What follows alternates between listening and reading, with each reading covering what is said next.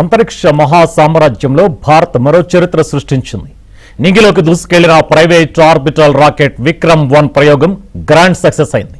ఇస్రో సాంకేతిక సహకారంతో హైదరాబాద్కు చెందిన స్కైరూట్ ఏరోస్పేస్ ఈ అద్భుతాన్ని ఆవిష్కరించింది. ఈ ప్రయోగంతో అమెరికా, రష్యా, చైనాల సరసన భారత్ చోటు దక్కించుకుంది.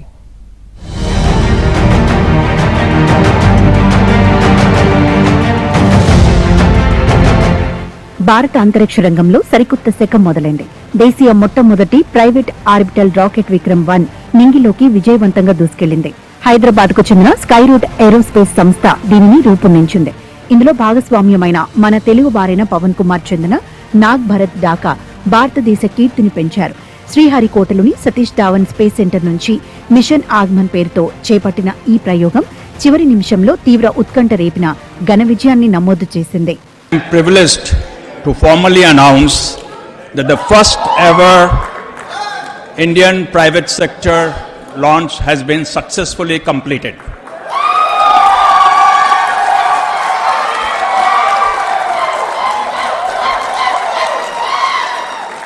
Not only did Vikram-1 meet its mission objective, which was simply to clear the tower. It went all the way up to 453-kilometer orbit, successfully completed all the tasks, and something that is way beyond expectation for the very first orbital launch ever taken by India private company. ఈ rocket సాంకేతిక పేలోళ్లతో పాటు ప్రధాని మోదీ తన చేతి రాతతో వందే మాతరం అని రాసి పంపిన ప్రత్యేక పోస్ట్ కార్డును అంతరిక్షంలోకి తీసుకెళ్లింది. వీటితో పాటు కాస్మస్ డైమండ్స్ సంస్థ రూపొందించిన సర్ సివి రామన్, విక్రమ్ సారాభాయ్, ఏపీజే అబ్దుల్ కలాం సూక్ష్మ రూపాలను పంపించారు. అలాగే ఈ రాకెట్ రూపకల్పనలో తెలుగు వారి సత్తా చాటారు. సుమారు 24 మీటర్ల ఎత్తున్న ఈ రాకెట్ ను తేలికైన కార్బన్ కాంపోజిట్ పదార్థంతో అధునాతన 3D ప్రింటెడ్ ఇంజన్లతో తయారు చేశారు. ఇందులో 4 దశలు ఉన్నాయి. మొదటి 3 దశల్లో ఘన ఇంధనంతో నడిచే కలాం బూస్టర్లని, చివరి దశలో ద్రవ ఇంధనంతో నడిచే రామన్ ఇంజన్లని అమర్చారు. ఇది 350 కిలోల శాటిలైట్లను 450 కిలోమీటర్ల లో ఎర్త్ ఆర్బిట్ లోకి చేర్చగలదు. ఉదయం 6 గంటలకి కౌంట్ డౌన్ ప్రారంభం కాగా 11:30 గంటలకు రాకెట్ లాంచ్ కావాల్సి ఉంది. అయితే నిమిషం ముందు సిగ్నల్స్ కట్ అవడంతో శాస్త్రవేత్తలు ప్రయోగాన్ని నిలిపివేశారు. వెంటనే సాంకేతిక సమస్యను పరిష్కరించి మధ్యాహ్నం 12:05:30 రాకెట్ ను విజయవంతంగా ప్రయోగించారు.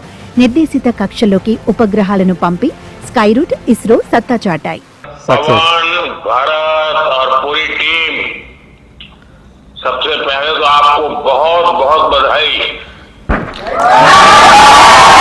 आपने 2 काम किए हैं। एक तो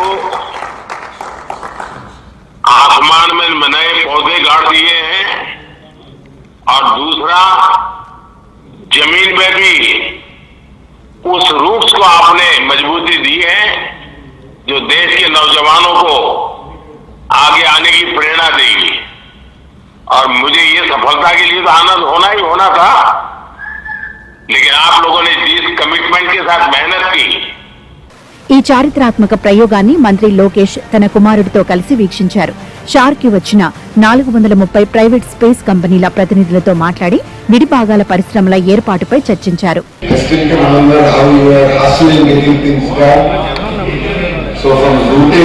For the team in the cabinet meeting, I don't think I need to say Skyroot anymore. We've so different.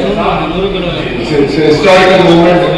I'm very happy to be part of this movement. And Andhra Pradesh is very proud to call Skyroot now our company. I look forward to working with the entire team to many more launches, as the Honorable Prime Minister has said.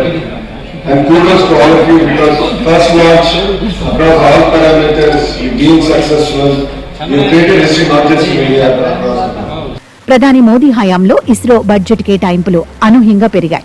గతంలో cryogenic ఇంజన్ల కోసం ఇతర దేశాలపై ఆధారపడితే నేడు 6,500 కిలోల బరువును మోసే బాహుబలి రాకెట్లను ఇస్రో సొంతంగా తయారు చేస్తోంది.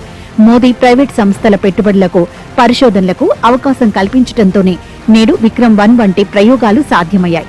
తక్కువ ఖర్చుతో కూడిన వాణిజ్య ప్రయోగాలకు ఇది మరింత బాటలు వేసింది. ఈ విజయంతో భారత్ త్వరలోనే మానవ సహిత ప్రయోగాలు, అంతరిక్ష పరిశోధన కేంద్రం ఏర్పాటుకు మరింత ముందడుగు వేసింది.